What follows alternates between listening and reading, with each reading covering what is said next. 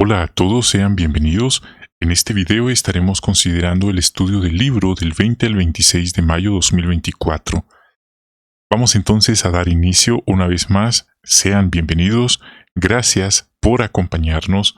Y ahora vemos que para esta semana tenemos el capítulo 10, párrafos 1 al 4 y el recuadro de la página 79. Vamos entonces a dar inicio. Tenemos el capítulo 10, titulado La palabra de Jehová siguió creciendo. Pedro es liberado y la persecución no detiene el avance de las buenas noticias.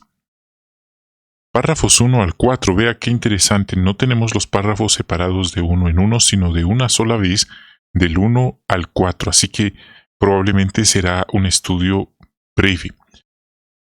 ¿A qué situación se enfrentó Pedro y cómo se habría sentido usted en su lugar? Bueno, a una situación de injusticia, ya que él fue perseguido por su fe, por su religión, fue encadenado como si fuera una bestia salvaje, y es nada más eso, fue encadenado por 2 soldados que lo llevaron, lo condujeron a una celda de prisión donde él iba a estar horas o incluso días sin saber qué iba a pasar. Sin duda una situación muy injusta, era una clara violación a los derechos que él tenía, si es que se le podía decir de alguna manera. Y luego viene algo peor, una sentencia de muerte, de ejecución, de parte del rey Herodes Agripa I. Es decir, él había sentenciado a ejecución, una pena capital, a Pedro. Entonces no solo estaba encadenado, no solo estaba en prisión, sino que llegó su sentencia capital. ¿Y todo por qué? Por ser cristiano. Bueno, seguramente ellos sabían que él tenía una prominencia entre el grupo de los cristianos, que por cierto los llamaban secta algunos. Esa palabra siempre se ha utilizado de un modo despectivo. Ahora bien, ¿cómo reaccionaría uno? Bueno, la reacción inherente de un ser humano es llorar, cuestionarse por qué está allí si no hizo nada malo. Eso es lo que nos dice la lógica y la razón. Si uno actúa de una manera criminal, es lógico que le pase eso, pero por predicar, por hablar de Jesucristo, por hablar del reino de Dios, sin duda una situación muy injusta. Muchos se hundirían en la desesperación y lo darían todo por perdido. Es más, muchos estarían dispuestos a renunciar a su fe, a decir que desconocen su religión, que desconocen de Dios, pero Pedro no hizo eso. Es verdad, en el pasado él tuvo un tropiezo, negó a Jesucristo, y dice la Biblia que Jesús en ese momento lo volteó a ver y Pedro se fue a llorar amargamente, pero esta vez Pedro había superado el miedo al hombre. No era el mismo Pedro de hacía un tiempo atrás, era una nueva versión de Pedro, y no perdió la esperanza. Y ese es un mensaje para nosotros, los cristianos verdaderos, no perdemos la esperanza. Esto no es tener una mentalidad fantasiosa, una mentalidad sensacionalista, sino una mentalidad realista. Y parte de ser un cristiano realista es tener esperanza. Vamos a continuación a comentar las palabras del recuadro. Este recuadro se concentra en la vida de Herodes Agripa. Esto es apenas una reseña, hay mucha más información, pero vamos a comentar algunos puntos interesantes. Aquí se menciona que Herodes Agripa fue el autor intelectual de eliminar a Santiago y encarcelar a Pedro. Era de los herodianos de la dinastía de los herodianos, nieto de Herodes el Grande, formaba parte de una familia, de una élite que gobernaban a los judíos. Note aquí un punto interesante. Los Herodes eran idumeos, es decir, edomitas. Bueno, ¿y eso qué? Podría decir alguien. Edom viene de Esaú, y recordamos que había una clara disensión, una clara oposición, una pugna entre Jacob y su hermano Esaú. De hecho, dice la Biblia que desde que estaban en el vientre de su madre, ellos dos ya estaban en confrontación. Incluso en el momento del parto, ahí se menciona que uno venía agarrado del pie del otro. Ya había una rivalidad. También se dijo proféticamente que eran dos naciones que estaban en pugna. Y esto tiene sentido ahora. Herodes, que viene de Esaú, y Pedro, que era israelita, las dos descendencias en esta clara disensión, en esta pugna, un conflicto. Hoy en día no podemos decir claramente por una línea genealógica quién forma parte de estas líneas genealógicas o descendentes, pero en la Biblia encontramos claramente cómo hay una guerra entre descendencias. Eso lo podemos ver claramente desde Jacob y Esaú. Recordamos que Jacob llegó a recibió el nombre de Israel, y luego, por ejemplo, en el tiempo de Esther, aquel malvado hombre Amán, el agagita, también eran descendientes de estos personajes, y nuevamente su objetivo era exterminar al pueblo de los hebreos. Entonces siempre hubo a lo largo de la historia esta clase de confrontación, de pugna. Y ahora estamos viendo esta situación con Herodes, la élite, la dinastía de estos herodianos que buscaban eliminar nuevamente al pueblo de Dios, a los siervos de Dios. Un punto interesante. Los Herodes, sí, se les consideraba judíos porque aproximadamente desde el año 125 se les había obligado a realizar la circuncisión. Bueno, y aquí vamos a entrar en otro tema, lo que es la religiosidad y la espiritualidad. Son dos cosas muy diferentes. Ahora vamos a hablar de eso. También se menciona que Herodes Agripa nació en el año 10 de nuestra era, recibió su educación en Roma. Hoy nosotros podemos pensar que ellos no sabían nada, que eran personas ignorantes, que vivían en cuevas, personas como trogloditas neandertales, por ejemplo, pero en realidad Roma en aquel entonces era la potencia mundial dominante. Ese es un punto para tomar en cuenta. Y nosotros apenas tenemos el libro de Hechos de los Apóstoles. Ocurrieron muchas más cosas, pero no tenemos más información en las Escrituras. Y este roce, esta educación elitista que él recibió, lo hizo amigo de muchos miembros de la familia imperial, como Cayo, más conocido como Calígula, quien se convirtió en emperador en el año 37 de nuestra era. Él no tardó en nombrar a Herodes rey de Iturea, Traconítide, Abilene y más tarde Galilea y Perea. Siempre ellos buscaban que el poder quedara entre un grupo minoritario que dominara y oprimiera al pueblo judío. Entonces era esta élite. Y bueno, esto ya es otro tema, porque también en nuestros días se puede percibir esto, pero eso ya es otro tema que no voy a hablar en este video. Calígula eventualmente fue eliminado y esto desató una crisis. Herodes, que en ese momento estaba en Roma, contribuyó a solucionarla en las tensas negociaciones entre el Senado y otro de sus influyentes amigos llamado Claudio. Claudio fue proclamado emperador y se evitó una guerra civil. Como recompensa lo hizo rey a Herodes de Judea y Samaria. Herodes llegó a tener un territorio tan extenso como el de su abuelo. Podemos decir que estas personas, como es típico entre los gobernantes humanos, lamentablemente eran las peores personas que han pisado este planeta. Las personas más degeneradas, más inmorales, más malvadas. Anteriormente utilicé una expresión desalmada. Si alguien me preguntó por ahí, oiga, ¿y no se supone que nosotros somos un alma? ¿A qué se refiere que no tienen alma? Pues una expresión idiomática.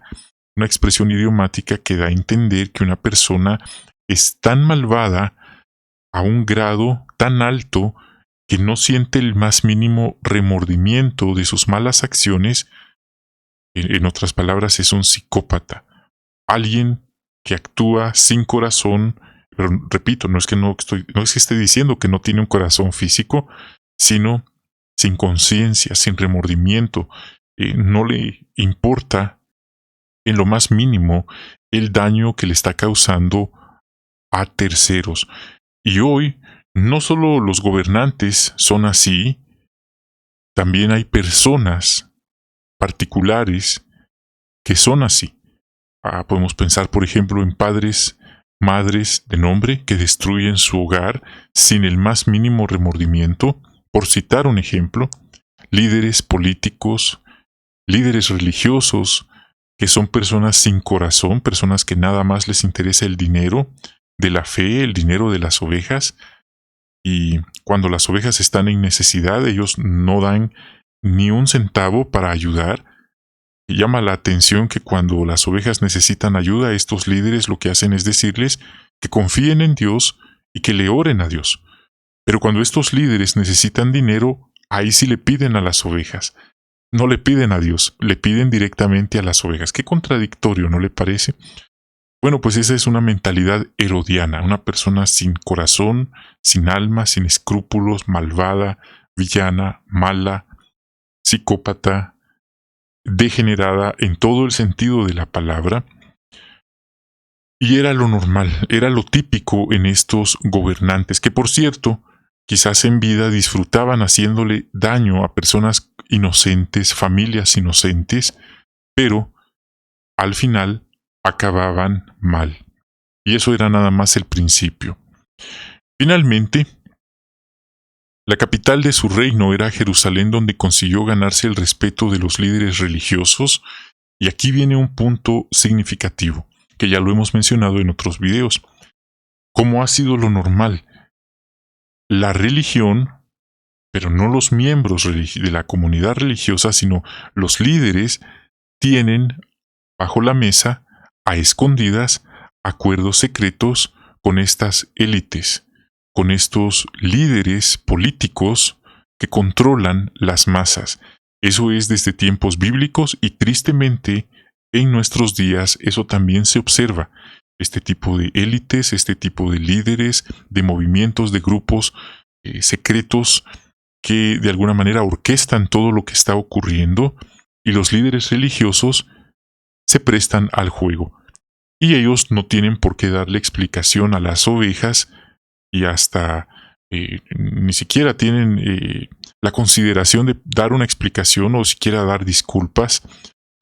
Simplemente lo hacen. Por eso, cuando nuestro Señor Jesucristo estaba en la tierra, los líderes religiosos, y eso está en la Biblia, ya lo hemos considerado en otros videos, ellos dijeron que tenían miedo que viniera Roma y les quitara su autoridad de ellos como líderes religiosos sobre el pueblo y todos los privilegios y el poder y la riqueza material y el prestigio que ellos tenían. Por lo tanto, era más fácil eliminar a Jesús que enfrentarse a Herodes, al emperador, y así una cadena de autoridad. Esto generalmente cuando lo leemos solo así, entre líneas, quizás no pensamos hasta dónde trascendía esta clase de corrupción, esta clase de acuerdos deshonestos entre la religión y la política, Pero eso es lo que pasaba. Eso lo podemos ver al estudiar la Biblia, al estudiar un poco de historia, y nuevamente la historia se repite en tiempos modernos. Por eso hemos dicho que si Jesucristo apareciera vivo, bueno, Él está vivo en el cielo, pero si Él volviera físicamente en carne a este sistema e hiciera lo que hizo hace 2000 años de predicar, curar, ayudar a las personas a liberarse del yugo de los hombres, de esa estructura que busca subyugar a los hombres, estos líderes religiosos de hoy, de nuestro día, buscarían la manera de eliminar a Jesús, porque Jesús representa una amenaza al negocio de la religión. Jesús no sería el típico líder con traje, con corbata, que subyuga, que oprime a las ovejas. Todo lo contrario, Él decía, mi yugo es suave, mi carga es ligera, y conmigo hallarán refrigerio para su alma. Entonces no era ese típico líder religioso tan severo, tan rígido, tan implacable que oprime a los demás. Vea, todo lo que se puede comentar sale a luz por hablar estas líneas de los negocios que tenían los líderes religiosos con el emperador, o en este caso con el rey político en turno. Así que les convenía a todos, a ambas partes, mantenerse contentos, mantener el negocio mientras fuera posible, y si aparecía alguna amenaza, removerla del camino. Habíamos leído que se habían sometido a la circuncisión, así que se les denominaba judíos, pero nada más de nombre, como hoy en día también muchas personas son religiosas de forma nominal, nada más de nombre, pero no son practicantes, nada más de nombre, de dicho. Se dice que defendía con ardor la fe judía y que cumplía al pie de la letra y las tradiciones, pero esto era nada más pura apariencia, pura fachada, en otras palabras, pura hipocresía. ¿Por qué? Porque dice que ofrecía sacrificios diarios en el templo y leía la ley en público. Pero supuestamente era por servir a Dios, pero era, dice el párrafo, pura hipocresía, porque organizaba combates de gladiadores y espectáculos teatrales paganos. Hoy ocurre lo mismo. Muchos gobernantes, cuando toman posesión, juramentan sobre una Biblia, dicen que respetan la palabra de Dios, respetan a Dios, son conscientes, pero promueven leyes que van en contra de los valores de las Sagradas Escrituras.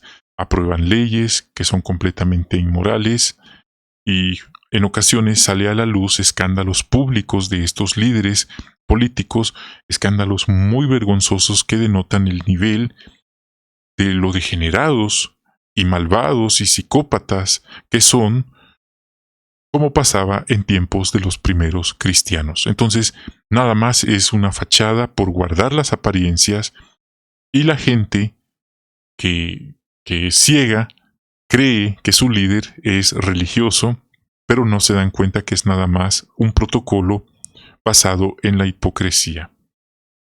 Se le describe como un personaje traicionero, superficial y derrochador, que es lo típico. No estoy generalizando que todos son así, pero es la típica personalidad de muchas personas hoy. Personas traicioneras, superficiales, derrochadoras, y personas que aunque les hacen un bien, apuñalan a otros por atrás a modo de traición, personas que se dejan llevar nada más por las apariencias. Eso es ser superficial y derrochador, personas que lo que acumulan lo derrochan en vicios, en juergas, en fiestas desenfrenadas, etc. Ese era el líder con quien los líderes religiosos tenían sus tratos bajo la mesa. Cuando digo bajo la mesa estoy hablando tratos deshonestos, tratos en privado, no a la vista del pueblo, tratos ocultos, y nuevamente repito, esta historia se repite en nuestros días, pues los líderes religiosos también, no las ovejas, estoy hablando de los líderes, bajo la mesa de manera clandestina, de manera oculta, tienen sus tratos con estas élites, con estos grupos que controlan lo que ocurre en el sistema en el que vivimos. Ellos solo reciben instrucciones y ellos transmiten esas instrucciones a sus ovejas y las ovejas incautamente, ciegamente, les creen, como pasaba en el primer siglo también. Les decían salten y ellos contestaban ¿a qué altura? Bien, hermanos, esta fue entonces la consideración del estudio del libro para esta semana. Gracias por acompañarnos. Bendiciones de Jehová para ustedes, sus queridas familias, y hasta la próxima.